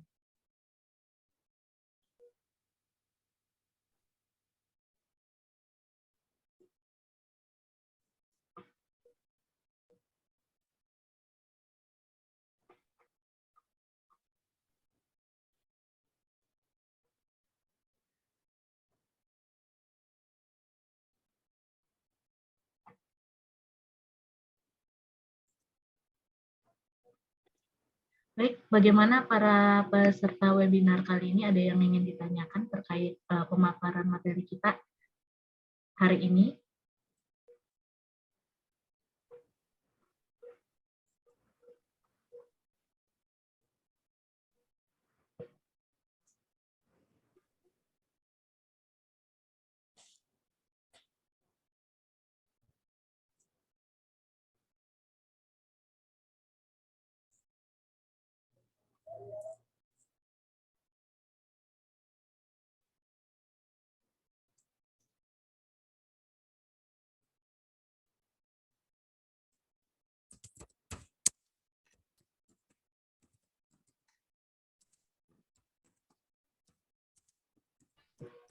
Tidak ada ya sepertinya ya. Nggak ada Pak Fahri, udah paham semua nih. Kayaknya udah siap nih bagi yang fresh graduate untuk melanjutkan kerja di dunia pertambangan ya.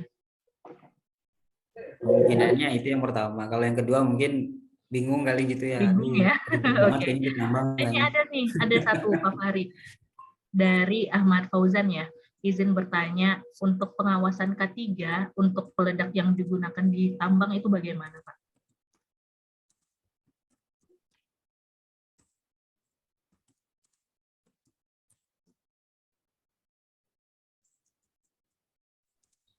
Baik, ini untuk Pak Ahmad Fauzan ya, Pak Ahmad Fauzan ya. Untuk peledakan di pertambangan ya, di peledakan di pertambangan sendiri memang diatur dalam sistem manajemen keselamatan pertambangan juga terkait dengan peledakan. Saya kurang ini pasti ya terkait dengan, tapi secara garis besar saya izin untuk share screen ya terkait dengan ini ya.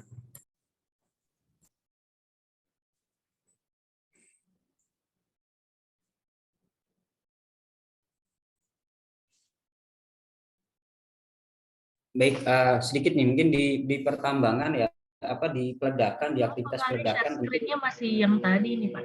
Oh ya, ini saya ini kan saya sampaikan saja. Di aktivitas di peledakan di pertambangan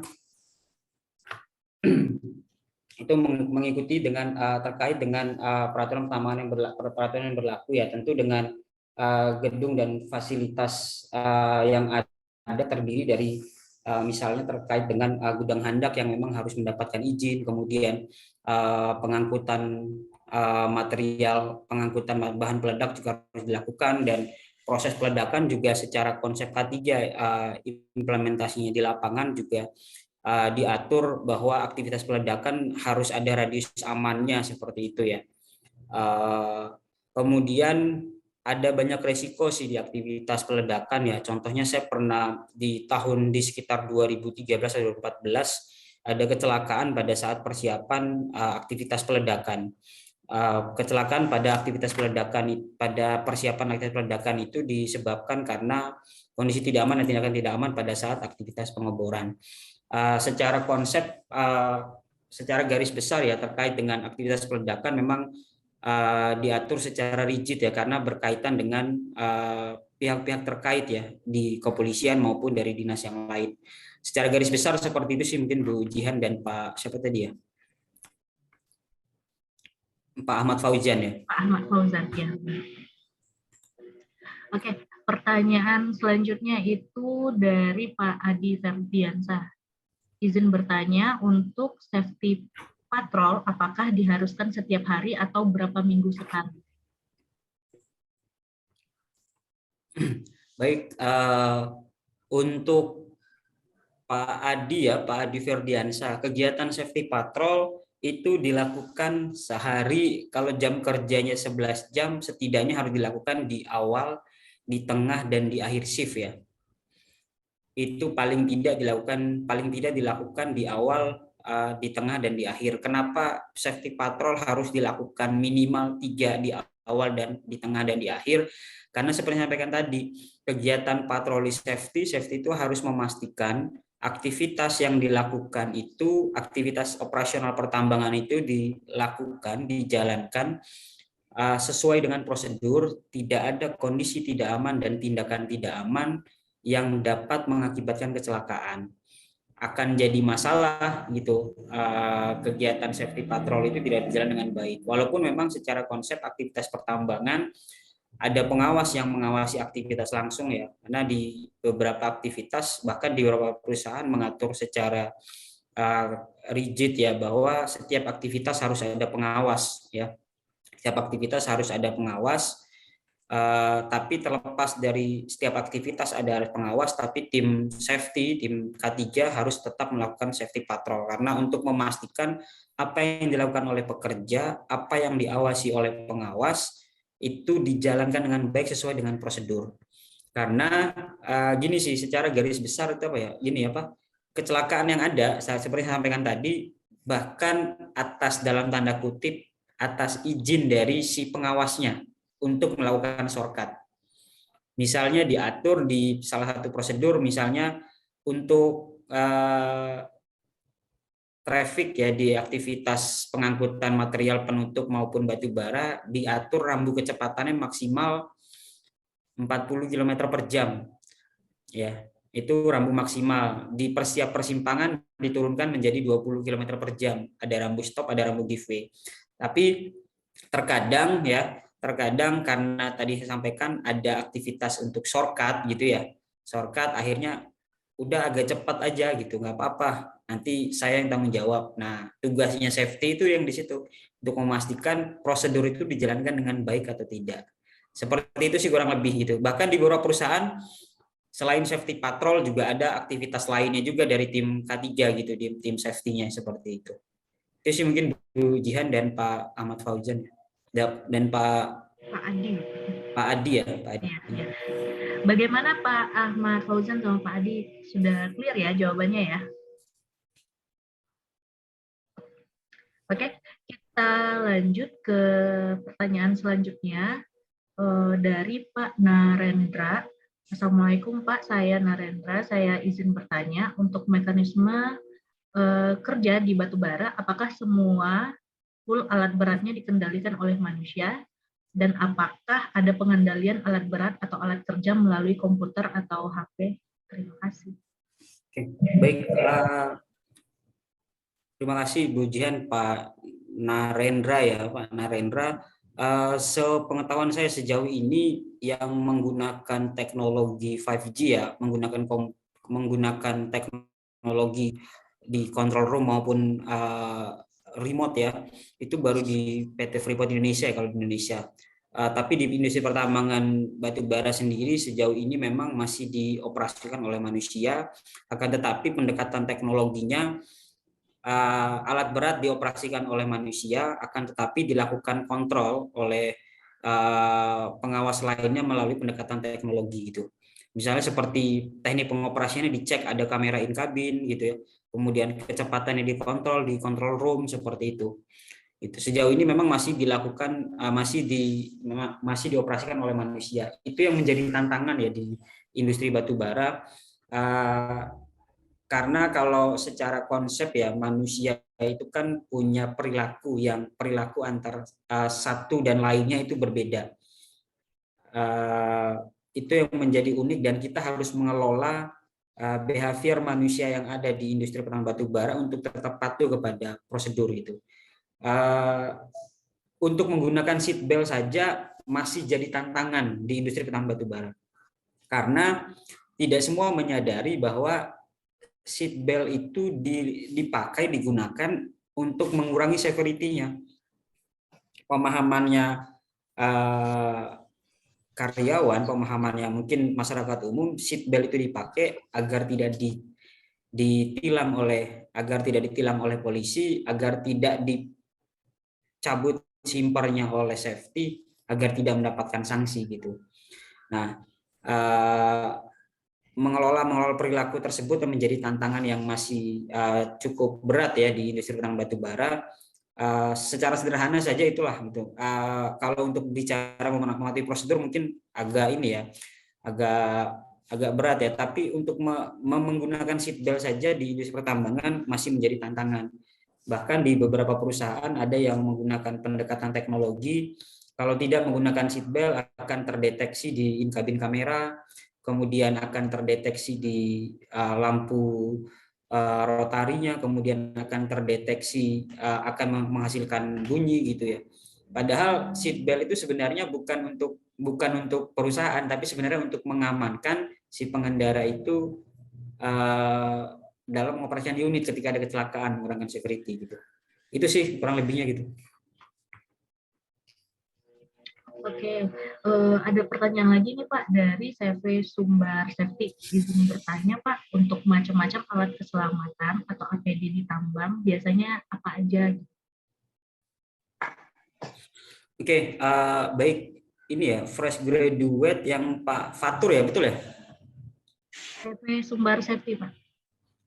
Sumber Safety belum masuk di saya ini. Bisa diulang pertanyaan mungkin Bu Jian? Izin bertanya Pak, untuk macam-macam alat keselamatan atau APD di tambang biasanya apa saja? Oh baik, untuk alat keselamatan ya APD di unit tambang, APD wajib yang jelas helm ya, helm keselamatan, kemudian sepatu safety, kemudian seragam kerja yang ada reflektor cahaya ya, yang ada reflektor cahaya, kemudian perusahaan-perusahaan pertambangan membagikan baju yang memang khusus, terutama melindungi pekerja, membagikan baju ya, seragam yang memang ada reflektor cahaya, ketika pada malam hari gampang diidentifikasi. Untuk pekerjaan-pekerjaan khusus ya seperti di area workshop itu ada kacamata safety, kemudian ada masker, kemudian ada earplug ya, untuk di pekerjaan-pekerjaan tertentu ya.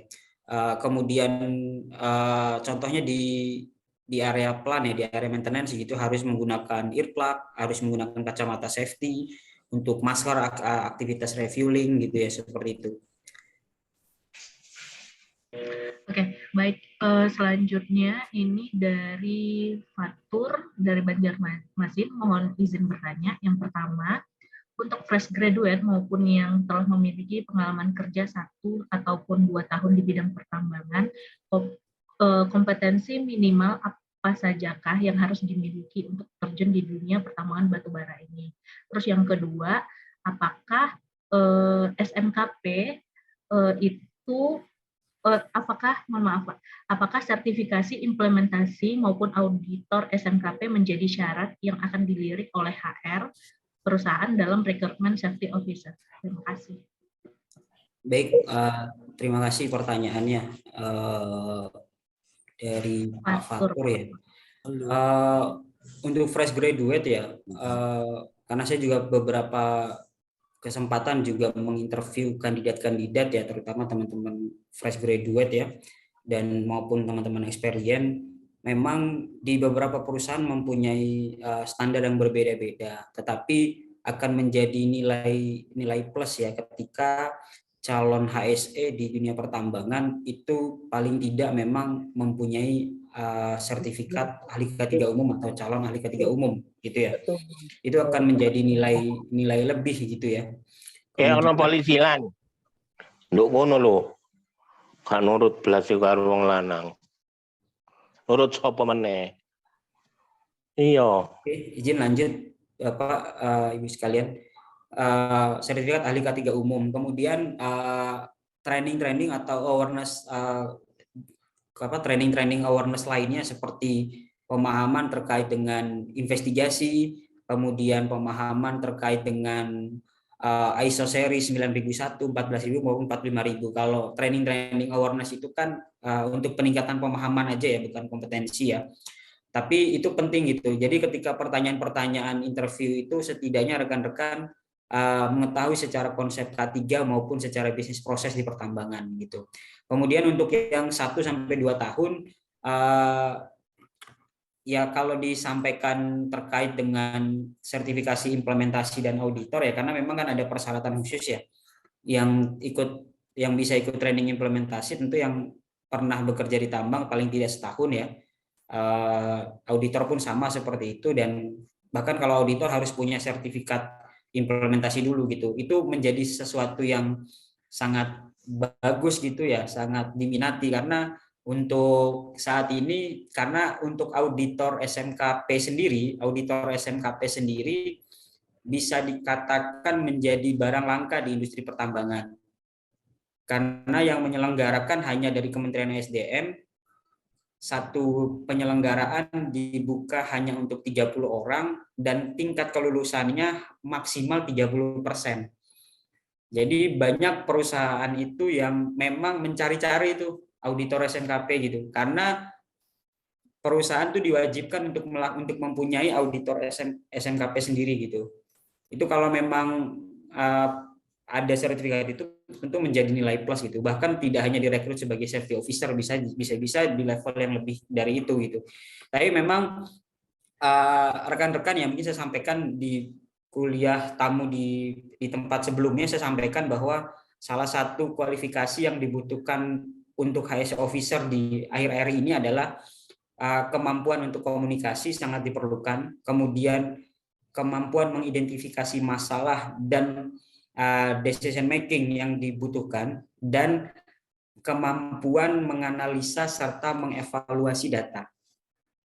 Karena arahnya K3 terutama di pertambangan sekarang tidak hanya sekedar aktivitas di lapangan, inspeksi, observasi ya, tapi juga lebih mengarah ke kemampuan soft skill terkait dengan sistem manajemen, kemampuan planning, kemampuan mengambil keputusan, merencanakan ya, sampai kepada mengevaluasi.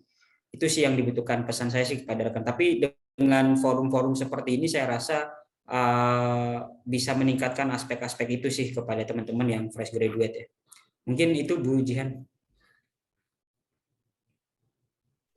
Ya, baik Pak, ada beberapa lagi ya untuk pertanyaan yang di kolom chat, kita tutup dulu terkait waktu ya. Tapi ini masih ada beberapa pertanyaan lagi Pak. Untuk dari Diatul Rohmi, pertanyaannya, apakah setiap kejadian kecelakaan di tempat kerja itu merupakan kesalahan dari K3-nya, personil K3-nya? Oke, baik. Ya, untuk setiap kecelakaan, apakah kesalahan dari K3-nya ya? Bisa kesalahan dari K3-nya, tapi bisa juga tidak gitu. Contohnya karena untuk kecelakaan kan dilakukan investigasi ya, bisa terjadi kesalahan K3-nya, bisa juga bukan dari K3-nya gitu, baik secara langsung maupun tidak langsung. Tapi setiap kecelakaan memang akan punya andil dari K3. Contohnya saya beri contoh satu simulasi kecelakaan ya. Misalnya kecelakaan yang berakibat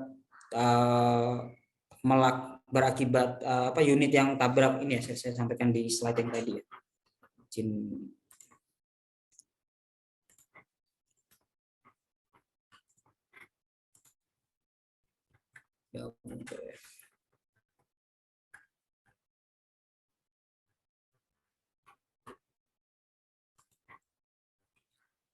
Apakah bisa kelalaian karena bagian K3-nya ya, secara langsung maupun tidak langsung? Saya secara kronologis ya, kejadian ini diakibatkan karena fatigue.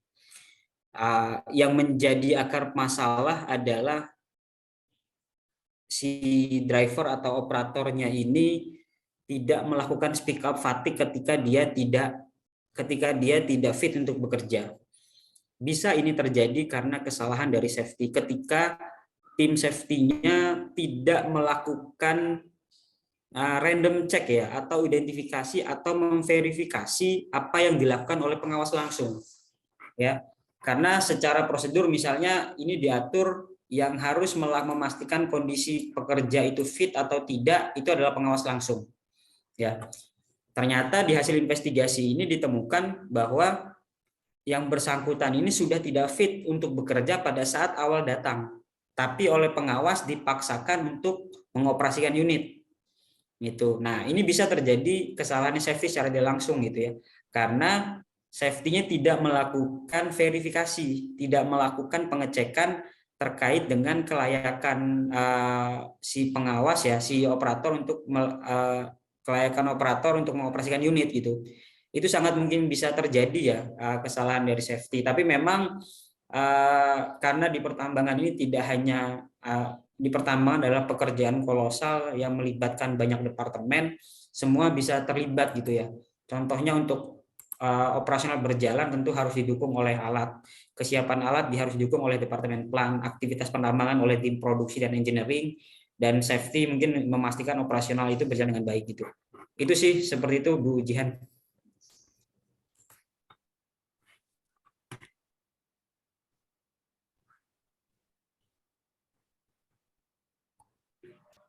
Baik Pak, selanjutnya itu ada pertanyaan dari Iwan Saputra. Izin bertanya Pak, apakah safety sign atau rambu-rambu itu sangat penting dan apakah perlu seorang kernet atau asisten driver untuk membantu si supir saat kegiatan pengangkutan barang tambang agar tidak terjadi kecelakaan seperti truk tergelincir dan sebagainya. Oke. Baik, ya terkait dengan rambu ya. Rambu ini kan bagian dari pengendalian ya. Kalau di HIRA itu di pengendalian administratif ya. Rambu tentu sangat membantu ya, sangat membantu, bahkan menjadi syarat untuk operasional berjalan. Di beberapa perusahaan menjadi sangat rigid ketika tidak ada rambu yang mengatur lalu lintas di persimpangan, bahkan tidak diizinkan untuk operasi gitu. Tentu penempatan rambu sendiri, misalnya di jalan ini harus ditempatkan rambu 40, kemudian di jalan depan harus di kilometer berikutnya ditempatkan rambu 30, di tikungan harus rambu 20, di dekat persimpangan rambu 20. Itu dipasang rambu tersebut berdasarkan proses asesmen dan penilaian resikonya ya, pengendaliannya. Bayangkan kalau di tikungan kecepatannya tetap 40 gitu. Unit kan bisa terbalik. Tentu rambu-rambu itu bisa sangat membantu dan memang wajib harus ada di aktivitas pertambangan. Kemudian untuk pertanyaan kedua ya, sebagai gambaran di aktivitas pertambangan ya, ketika proses pengangkutan, proses muat material maupun dumping material, di setiap proses itu di front loading maupun di area disposal itu harus ada pengawas. Harus ada pengawas. Nah, pengawas itulah yang akan mengarahkan aktivitas tersebut. Misalnya untuk dumping material, menurunkan material itu diarahkan oleh pengawas. Seperti itu. Jadi sejauh ini terkait dengan penilaian risiko, identifikasi bahaya memang harus ada pengawas ya. Jadi tidak untuk asisten driver atau kernet gitu ya, seperti itu.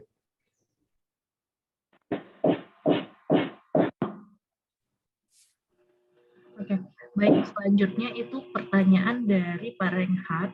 Izin bertanya Pak, apakah ada ketiga pengendalian penanggulangan yang mengubah bentang alam di sekitar area lingkungan masyarakat?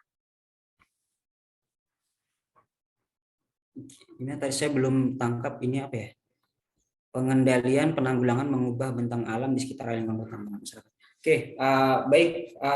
Terkait dengan ini tentu di aktivitas pertambangan ada radius khusus ya yang membatasi dengan rumah warga ya, dengan sungai, kemudian pengendalian misalnya dengan sungai harus ada 300 meter atau 500 meter gitu. Jangan sampai itu malah mengganggu ya aktivitas yang ada di masyarakat setempat. Kemudian kenapa tadi saya sampaikan bahwa aktivitas pertambangan ini mengubah bentang alam yang tadinya bukit jadi lembah, yang tadinya bukit, tanah yang ada di bukit itu diambil, kemudian di bagian bawah ini diambil batu baranya, kemudian yang tadinya bukit jadi lembah. Mengubah bentang alam itu yang tadinya di bukit itu ada pepohonan, kemudian dipindahkan pepohonan itu dengan material yang dipindahkan, kemudian ditanam kembali, proses reklamasi dan revegetasi itulah proses mengubah bentang alam itu. Jadi pada saat aktivitas pertambangan mulai dari land clearing sampai kepada tahap akhir mine closure itu dilakukan proses-proses itu agar mengubah bentang alam ini bisa berjalan dengan baik. Jangan karena mungkin rekan-rekan sekalian masih ingat pernah tahu tentang dokumenter terkait dengan seksi killers ya yang sempat viral beberapa tahun yang lalu.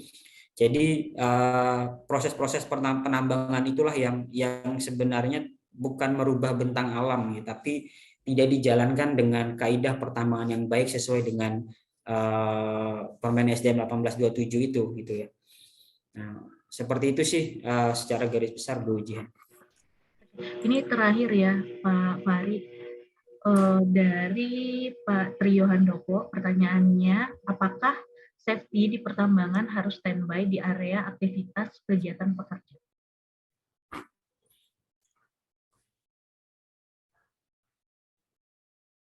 Baik, ya, safety itu tidak secara ini memang harus hadir di aktivitas pertambangan, di setiap aktivitas pekerja, akan tetapi melekat pada pengawas langsung yang ada di situ. Tugasnya safety adalah memastikan aktivitas itu berjalan dengan baik, pengawasan yang dilakukan oleh pengawas itu dilakukan dengan baik. karena pengawas langsung pun dibekali kompetensi-kompetensi dengan safety untuk melakukan inspeksi, observasi, melakukan tindakan perbaikan atas apa yang diakibatkan oleh aktivitas pertambangan seperti itu. Jadi safety tidak harus selalu ada di aktivitas tersebut, tapi safety harus melakukan pemantauan secara berkala terhadap aktivitas tersebut. Jangan sampai, kenapa saya bilang seperti itu? Kalau safety harus ada di tempat tersebut, berarti isinya semua itu orang K3 semua, tidak ada orang produksi, gitu. Seperti itu sih. Oke, baik. Terima kasih Pak Fuadi terkait waktu juga ya. Mohon maaf bagi teman-teman para peserta, kalau masih ada yang mau ditanyakan, boleh nanti dihubungi pihak dari klasteronya. Kita sudahi, saya sedikit mengambil kesimpulan di mana keselamatan pertambangan merupakan segala kegiatan yang meliputi pengelolaan ketiga pertambangan, baik itu kesehatan kerja maupun lingkungan kerja, dan keselamatan operasional pertambangan, guna untuk mencegah kecelakaan kerja dan penyakit akibat kerja yang ada di pertambangan batubara tersebut. Nah, untuk menjalankan ketiga tersebut harus dilakukan manajemen risiko dengan menyusun dan menetapkan prosedur manajemen risiko, di mana manajemen risiko tersebut harus terintegrasi dengan sistem manajemen perusahaan. Baiklah, sekian pemaparan materi kita mengenai dunia kerja pertambangan batu bara yang telah disampaikan oleh narasumber kita, Pak Fahri Nur MKKK. Sekian dari saya. Terima kasih semuanya atas waktunya. Saya tutup. Assalamualaikum warahmatullahi wabarakatuh. Selanjutnya saya kembalikan ke host kita. Silakan Zaki. Baik Kak, terima kasih banyak. Terima kasih banyak kepada Bapak Fakhri Nur, Magister ketiga, dan juga Kakak Jihan Faradisa, Magister ketiga, yang sudah bersama dengan kita tadi berdiskusi mengenai dunia kerja pertambangan batu bara dalam perspektif ketiga. Semoga dengan mengikuti webinar ini, ya, kita juga mendapatkan pengetahuan mengenai ketiga di sektor pertambangan menjadi lebih luas dan bisa kita terapkan nanti di lingkungan kerja kita, khususnya di lingkungan tambang masing-masing. Terima kasih juga kepada pihak Klastero Edukasional yang sudah memfasilitasi kegiatan webinar kita, dan juga terima kasih kepada Safety Training Institute, PT Cendikia Solusi Nusantara, dan Nebel Engineering Consulting yang telah mensponsori webinar kita pada hari ini. Mungkin untuk link absensi bisa dilihat pada kolom chat ya, Bapak, Ibu, dan teman-teman peserta webinar semuanya. Mungkin bisa dicek terlebih dahulu. Terus sebagai kenang-kenangan kita bersama untuk webinar kali ini, mungkin bisa di-on-kan dulu kameranya Bapak, Ibu, dan teman-teman semuanya. Kita melakukan sesi foto bersama dahulu. Mungkin bagi Bapak, Ibu, dan teman-teman yang belum menghidupkan kameranya, mungkin bisa disegerakan untuk menghidupkan kameranya. Kita melakukan sesi foto bersama dulu.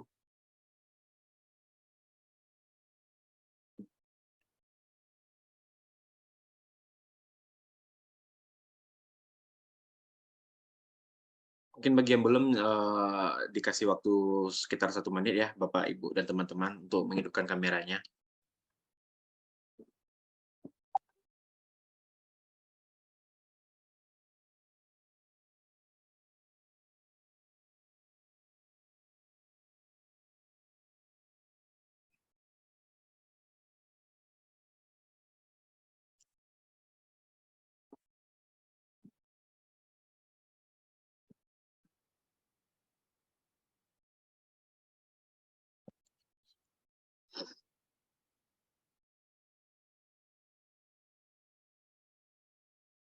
Oke, kita langsung sesi foto aja ya, Bapak, Ibu, dan teman-teman. Mungkin bisa dipasang lah pose cantik, pose gantengnya untuk sesi foto bersama.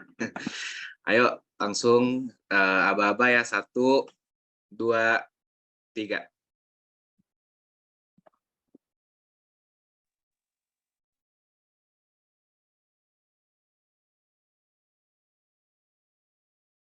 Untuk slide 2, 1, 2, 3.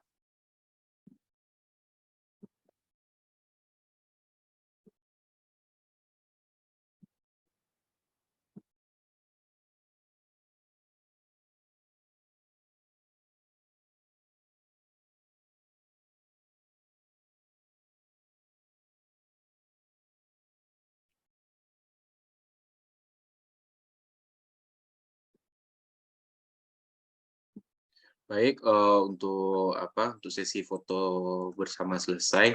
Mungkin ada informasi sedikit nih untuk Bapak, Ibu, dan teman-teman semuanya. Mungkin izin share screen terlebih dahulu.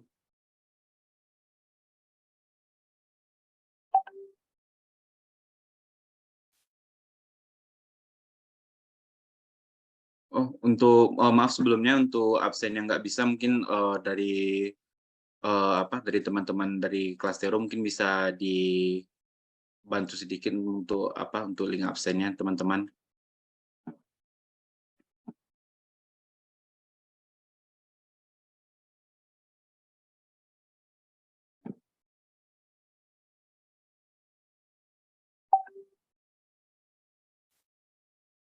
Mungkin ada sedikit informasi nih kepada teman-teman semuanya peserta webinar dari pihak Safety Training Institute akan mengadakan 3 pelatihan pada bulan November yang akan datang. Itu tuh yang pertama HSE Officer Development Program untuk teman-teman yang akan menjadi HSE Officer. Itu nanti dari teman-teman akan mendapatkan fasilitas berupa materi-materi yang akan berguna untuk menjadi HSE Officer, yang salah satunya itu manajemen risiko, prosedur ketiga, safety talk, dan hygiene factor, dan juga akan mendapatkan 16 sertifikat dan beserta soft copy materi dari pelatihan tersebut. Selanjutnya dari teman-teman yang berminat untuk menjadi calon ahli K3 umum, dari teman-teman bisa mengikuti pembinaan dan sertifikasi calon ahli K3 umum Kemnaker RI secara offline tanggal 9 hingga 22 November di Hotel Pangeran City Padang dengan fasilitas yang didapat yaitu sertifikat calon ahli K3 umum Kemnaker RI, SKP dan lisensi ahli K3 umum Kemnaker RI, dan juga PIN dan lencana K3. Lalu bagi teman-teman yang nggak bisa mengikuti pelatihan ahli K3 umum secara offline, bisa mengikutinya secara online melalui media training, itu adalah media Zoom dan Google Classroom dengan fasilitas yang kurang lebih sama, yaitu sertifikat ahli K3 Kemnaker RI, SKP, dan lisensi K3 umum Kemnaker RI, dan juga sertifikat internal PJK3 dari Kemnaker RI. Mungkin dari teman-teman yang berminat dan ingin mengetahui informasi lebih lanjut bisa menghubungi Instagram, bisa menghubungi dan bisa melihat dari Instagram Safety Training Institute.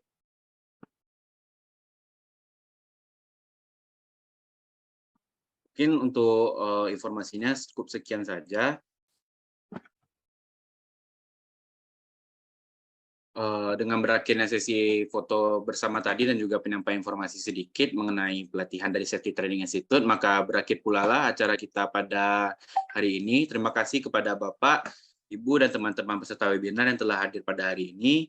Sebelum menutup acara ini, izinkanlah saya berpesan kepada hadirin semuanya melalui pantun 1 bait. Kota Pekanbaru, kota banyak ruko, sambil lihat ruko kita makan sup iga. Industri tambang penuh risiko, mari kita kurangi dengan terapkan ketiga. Saya Muhammad Zaki Farhan, sebagai MC mohon undur diri, mohon maaf apabila ada kesalahan, wabillahi taufiq wal hidayah, assalamualaikum warahmatullahi wabarakatuh. Waalaikumsalam warahmatullahi wabarakatuh. Waalaikumsalam warahmatullahi wabarakatuh. Izin pamit Bapak Ibu, terima kasih. Mbak, untuk presensi udah ini ya Mbak ya? Ini diisi. Pak sudah mengirim ya di link kolom chat, silakan dicek. Bagi yang belum bisa mungkin bisa dicek tuh yang tanda bintangnya ya. Soalnya kata panitia ini sudah ada beberapa yang masuk absennya. Berarti yang belum bisa coba dicek emailnya, terus coba diisi tuh yang tanda bintangnya itu. Terima kasih rekan-rekan sekalian. Mohon maaf jika ada yang kurang berkenan. Salam sehat, salam sukses semuanya. Terima kasih Pak Fahri. Terima kasih Pak Fahri.